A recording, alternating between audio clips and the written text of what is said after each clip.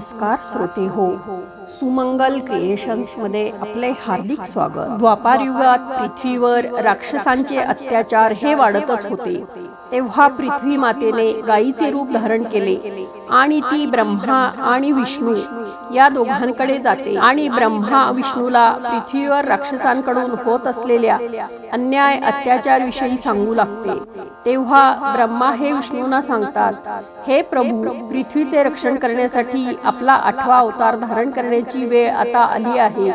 तेव्हा विष्णू म्हणतात, ठीक आहे, आणि ब्रह्मदेव पृथ्वीचा उद्धार करण्यासाठी आणि राक्षसांपासून तिचे रक्षण करण्यासाठी मी मानव रूपात जन्म घेईन। भोजवंशी राजा उग्रसेन हे मथुरेचे राजा होते।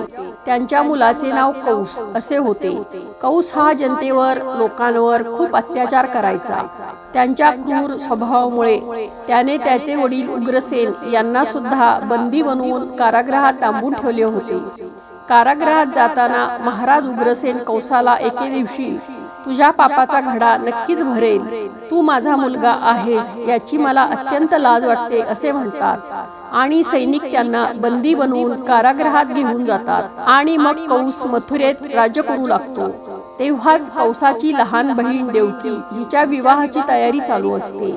देवकी ही मथुरेचा राजा उग्रसेन यांचे बंधू देवक यांची छोटी कन्या होती। तेव्हा कौस देवकीकडे जातो आणि म्हणतो, लाडकी बहीण देवकी, उद्या तुझे लग्न होणार आहे आणि तू कायमची इथून निघून जाशील।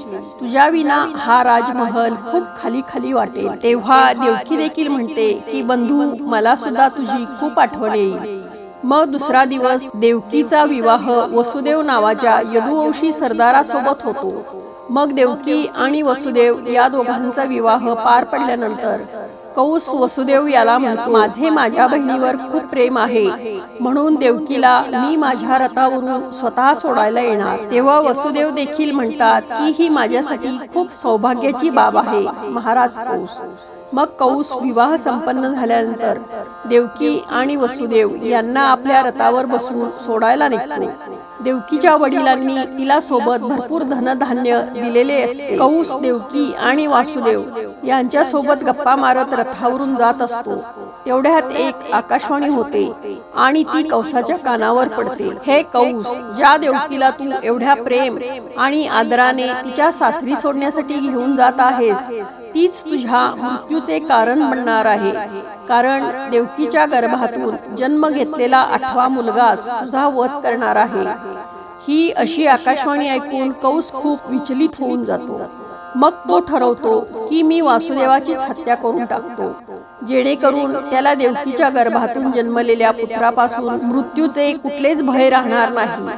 कौस वासुदेव याला मारायला लागतो, पण देवकी त्याच्या विनवण्या करते आणि सांगते, कौस, माझ्या नवऱ्याला मारू नको, मी तुला वचन देते, माझ्या गर्भातून जे बाळ जन्माला येईल ते मी स्वतः तुझ्या स्वाधीन करून टाकेन, पण माझ्या पतीस मारू नको। मग देवकीची गयावया बघून आणि तिने दिलेले आश्वासन बघून कौस वासुदेव याला मारत नाही, पण देवकी आणि वासुदेव या दोघांना मथुरेच्या महालात एका कोठडीत बंद करून ठेवतो।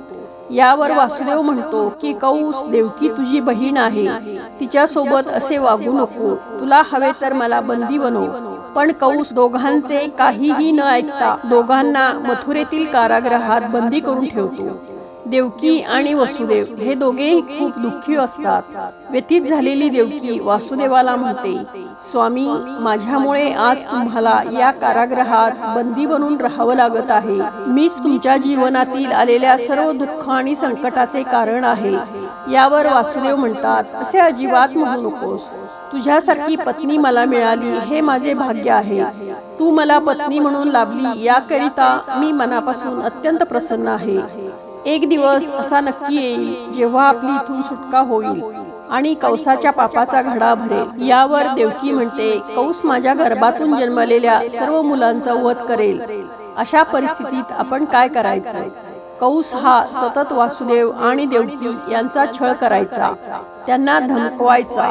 देवकी ज्या पुत्राला जन्म द्यायची त्याला देवकीकडून हिसकावून घ्यायचा आणि तिच्या डोळ्या देखत तिच्या बाळाला मारून टाकत होता। दुराचारी कौसाने एक एक करत देवकीच्या एकूण 7 पुत्रांना तिच्या डोळ्या देखत मारून टाकले।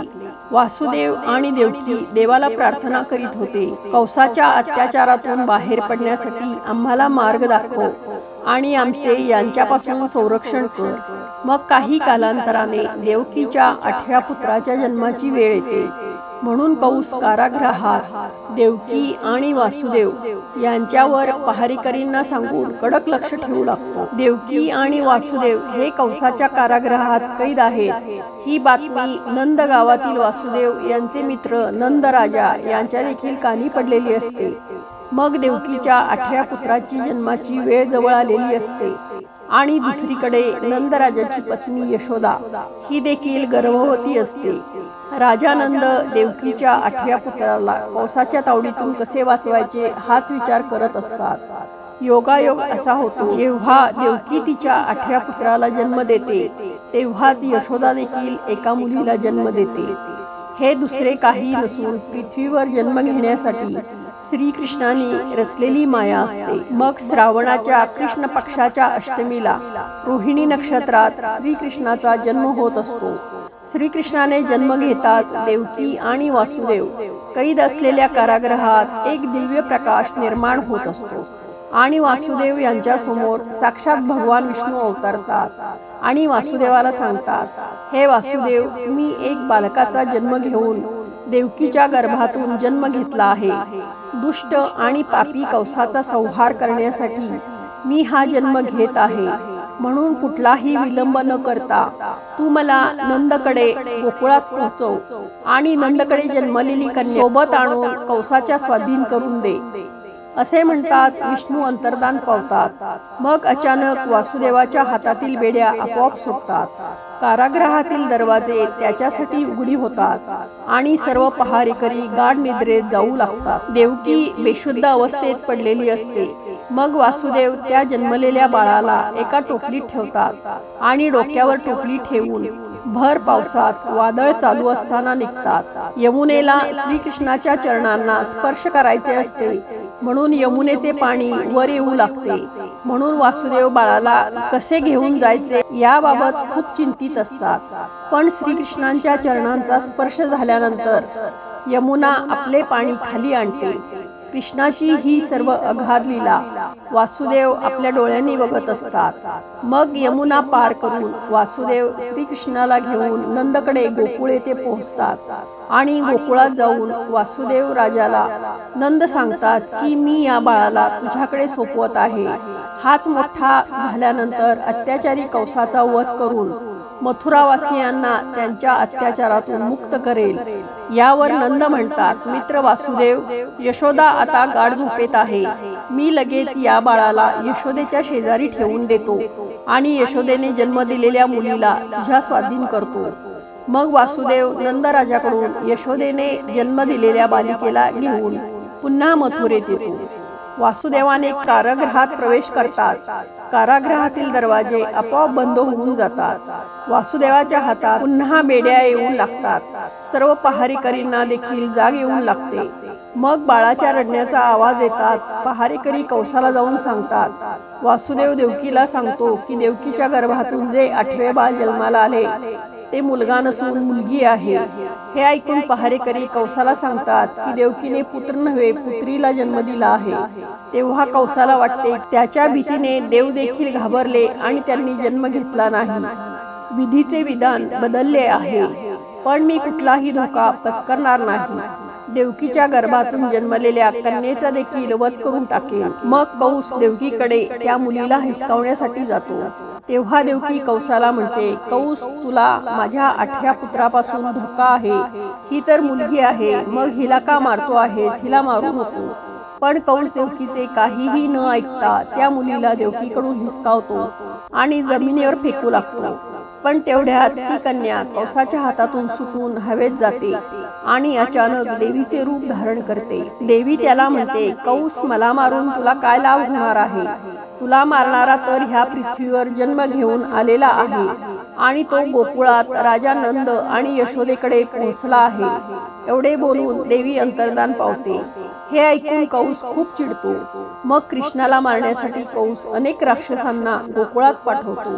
पण कृष्ण सर्व राक्षसांचा अंत करून टाकतो. आणि मग मोठा झाल्यानंतर मथुरेत येऊन कंसाचा वध करून तो राजा उग्रसेन, वासुदेव, देवकी, मथुरेतील जनता यांची कंसाच्या तावडीतून कायमची सुटका करतो. सर्वांना श्रीकृष्ण जन्माष्टमीच्या हार्दिक शुभेच्छा.